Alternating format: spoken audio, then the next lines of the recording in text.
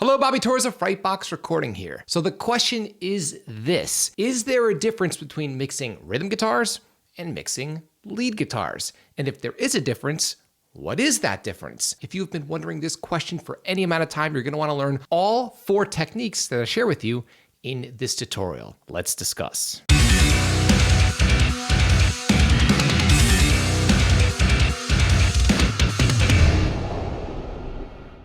So before I dive into today's straightforward and to the point tutorial, I want to let you know that I think we live in the absolute best time in human history to be a hard rock or metal songwriter or producer or home studio owner. And the reason why is simple. We have these amazing tools called amp sims and MIDI drums that are capable of producing totally professional results. The issue that I hear over and over again, especially when people send me their mixes to review, is that so many of you guys are making the exact same mistakes. And often it leads to spending extra money on plugins you don't need and constantly searching for different tones and trying different drum software, when in reality, it's your process that's the issue. Now, to help you out with this, I've put together something called my MIDI drums and amp sims production checklist. This straightforward and simple PDF guide clearly lays out all of these key areas where so many of us go wrong, so it can help prevent you from making these mistakes so you can get right to producing professional sounding music with the MIDI drums and amp sims that you're currently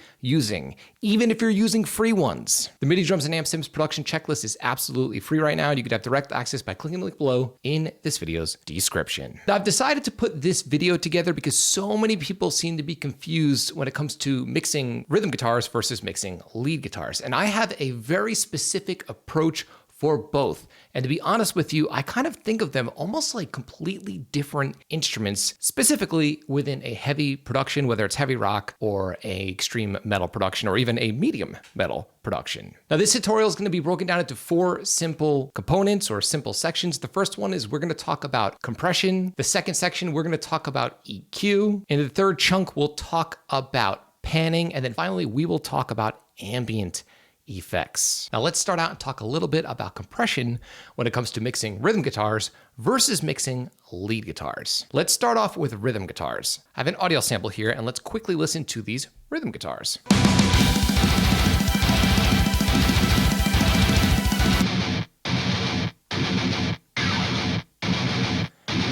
So as you can hear, it's a straightforward and brutal tone. And for me personally, I'm not a huge fan of using just regular old compression across rhythm guitars. I'm not saying that you shouldn't use it or shouldn't try it. There are great producers out there that do utilize regular old compression on the rhythm guitars. I'm just not a fan of the sound. To me, I hear the guitars pump too much. Maybe I'll do this in like a lighter rock production or maybe just a rock production in general. But when I want to feel the guitars and I want the guitars to sound super clear and unmoving in the mix, I prefer to just use multi-band compression, specifically just compressing the range between around 100 hertz and maybe around 200 hertz, just to tame the palm mutes. So I am using compression on my rhythm guitars, but it's only compressing that range, so it lets the rest of the tone breathe. Now, I'm not saying I never use compression on rhythm guitars, but when it comes to metal, I prefer not to. This isn't a hard and fast rule, but there are a lot of mixes that people send me where I can clearly hear pumping on their guitars, and they'll ask me, how can I get a more aggressive guitar mix? And in reality, just taking off that compression on their rhythm guitar tracks will definitely help. In my opinion, when it comes to distorted guitars, the less compression, the better, the less is more. Now let's talk about lead guitars, because I kind of break my own rule here. But again, to me, lead guitars are sort of a separate element within a mix. I often will like to use broadband compression or regular compression on my lead guitars. And it's not to control any of the dynamic range. For me, is I actually want a little bit of pumping on the lead guitar, specifically if I'm using the exact same guitar tone, just to help the guitar sound different and to easily be differentiated within the mix when blended with the rhythm guitars. And also, I use very different EQ on my rhythm and lead guitars, and this has a lot to do with the way that the compression reacts. And we'll talk about that EQ in a second. But let's take a listen to the lead guitar in this specific mix, and we'll look at how much compression is taking place on the lead guitar solo.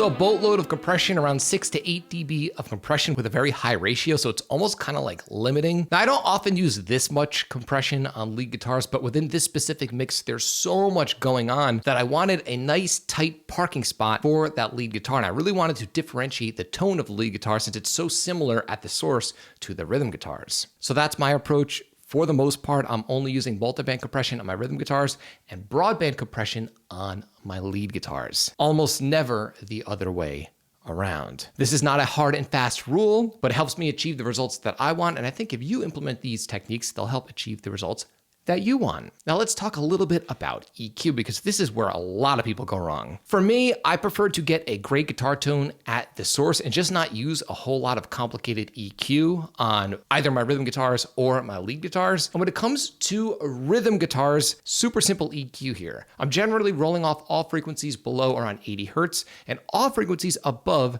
12 K. Now, if it's not that great of a tone and maybe something that I did not record and a lot of fizz is present, then sometimes I have to knock it down to around 8K with the low pass filter. But right here is a typical example of my rhythm guitar EQ. I've got the two filters and just notching out a little bit of lower mids just to help clear up the rhythm guitar tone. So for me, I don't go crazy scooping out a ton of low end. I want to keep some of that low end to help thicken up the guitar sound. But when I go to my lead guitar EQ, I like to really go crazy with the filtering to help the lead guitar be more focused in the mid-range, because for me, a lead guitar is sort of like a vocal. It's different from the rhythm guitars, and it's all about the mid-range with the lead guitars. Now, if we listen to this solo in context once more,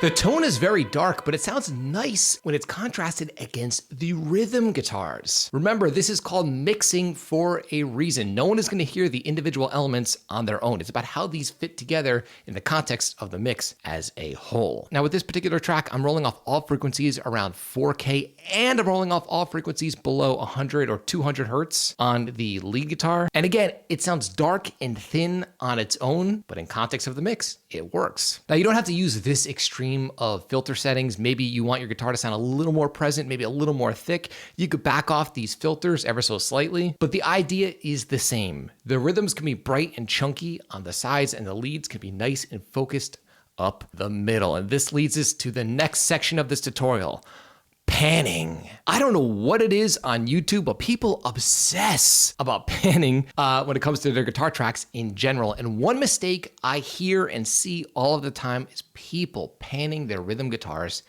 in. I have news for you. Most metal producers do not do this. Almost all of us. Now, of course, there are exceptions, but for the most part, at least 85 to 90% of us hard pan our rhythm guitars. So very simple. If we look at my rhythm guitar tracks,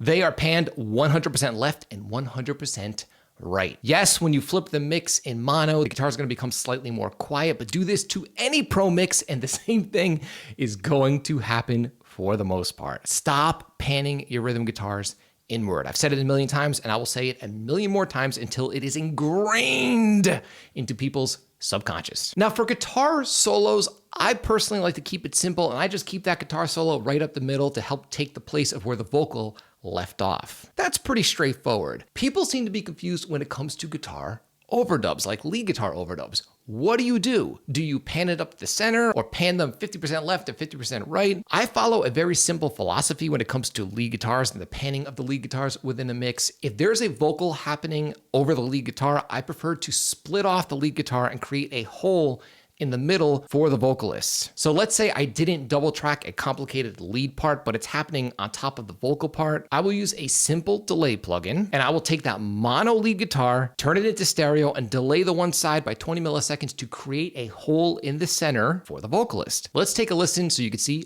what I mean.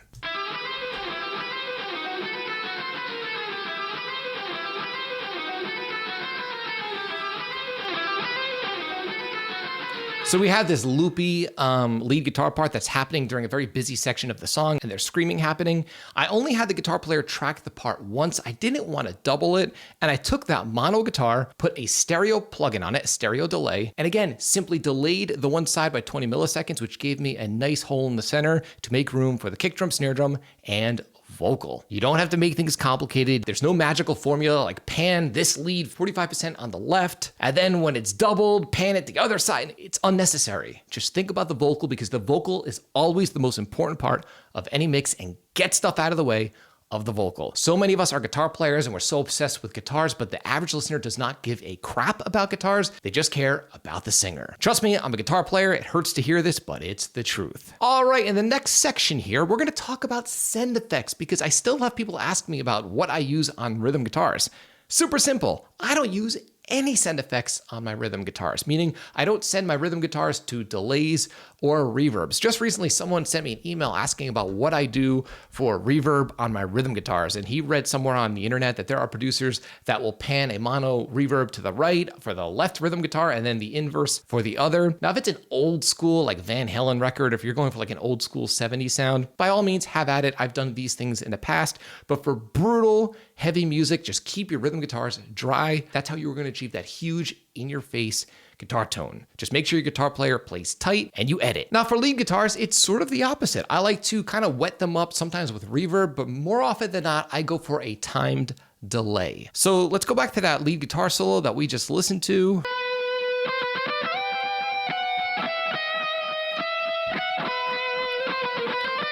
So here I'm just using a very basic quarter note delay that's in stereo, and it's set to the tempo of the song automatically. So this song is 210 BPM, and the plugin automatically detects that, and it makes the delays in time, so the delays sit naturally within the context of the mix, and it just adds ambience to the guitar without it sounding like a deliberate delay effect. Sometimes I'll use verbs on leads, but again, more often than not, I'm using a simple quarter note delay, and that gives me the same vibe as a reverb without it getting too cluttered sounding. Maybe if I'm doing black metal or old school 80s metal, I'll use verb, but for most of my stuff, it's a simple delay. So there you have it. Those are the key takeaways between my two approaches between rhythm guitars and lead guitars. People ask me about this all of the time. This is what works for me. If you're struggling with this issue, try these techniques and let me know how it works out for you. And I'm curious to know, do you utilize mixing the two types of guitar tracks the way that I do currently within your workflow? Leave a comment in the comment section below and I'd love to hear your opinion. And again, if you use MIDI drums and amp sims and you're not happy with your results and you're thinking about ordering or buying new plugins, but you're not sure if it's gonna make a real difference,